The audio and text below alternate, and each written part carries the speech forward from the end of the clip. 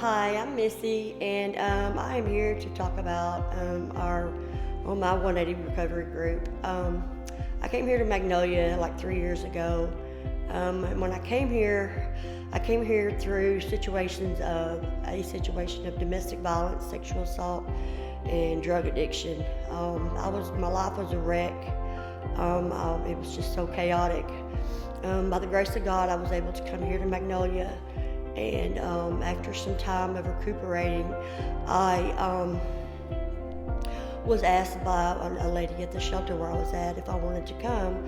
So reluctantly I came, and through hearing other people's testimonies and like situations and the way that they have recovered and got through.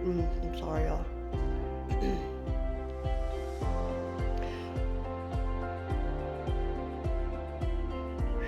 Through coming to the 180 group, I have, by watching other people and listening to their testimonies, I have learned that change can happen.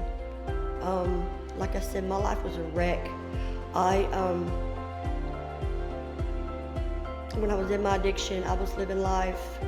I was submitting and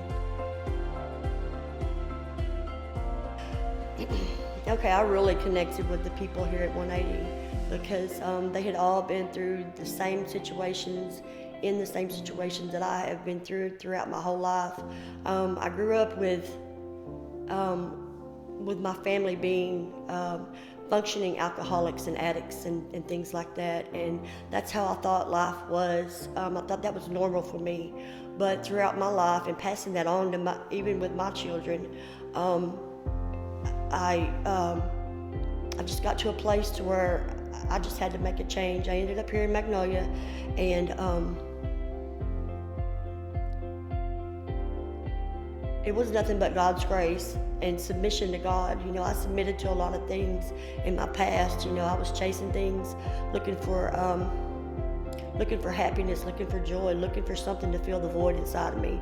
And I was trying to do that with all of the wrong things, drugs, alcohol, relationships, and none of that ever truly did that for me.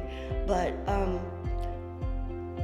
when I started coming here and applying the things that they talked about and just giving God a chance and focusing on, first of all, being honest with myself and others about the things I was going through and the things that I did need to change, and discovering the things about myself that I needed to change. That's when it started to happen for me. I have 3 grandchildren. I never want them to ever know the person that I was before, when I was still in my addiction. And today they won't know that person. Coming to 180, we're like family here. If you're struggling, if you're going through a situation, we share the phone numbers and everything. We can always call each other for support on holidays. If you don't have anywhere to go, things to do, there's always something that we gather together for, to help support each other and encourage each other into doing the next right thing. I'm not the same person that I was when I came here 3 years ago. They talk about the renewing of the mind. That's definitely happened for me, the renewing of my life.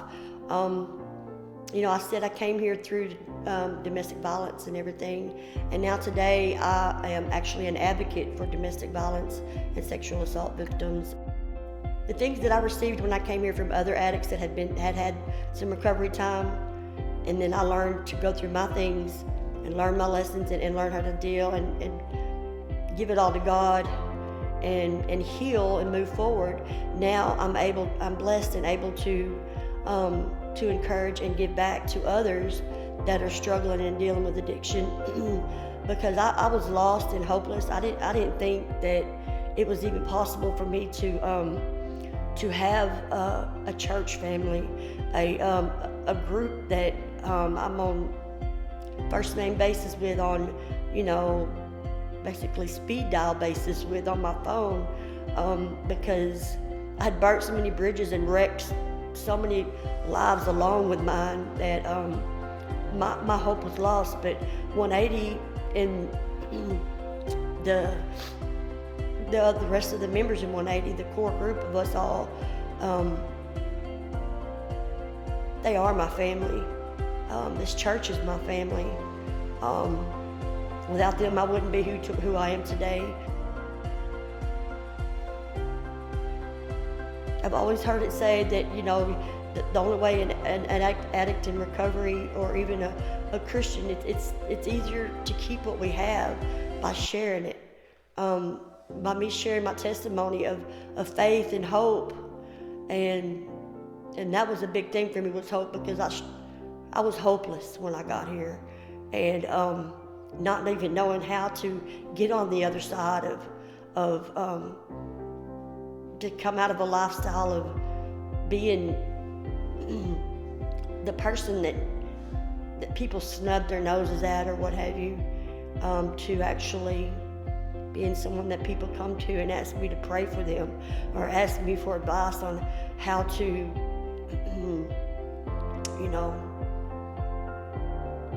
how to deal with situations without using or drinking or whatever.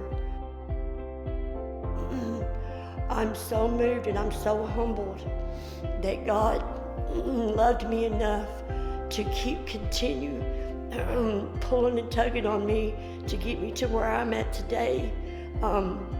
Just to know that He loves me so much that that even me, that downgraded addict and alcoholic that I was, that He loved me enough to pull me here and to give me this life. I'm just so humbled and moved. I just praise God, and I'm so thankful and grateful. And I cry when I worship, because I feel so unworthy, but He loves me enough and proves to me that I am worthy of His love.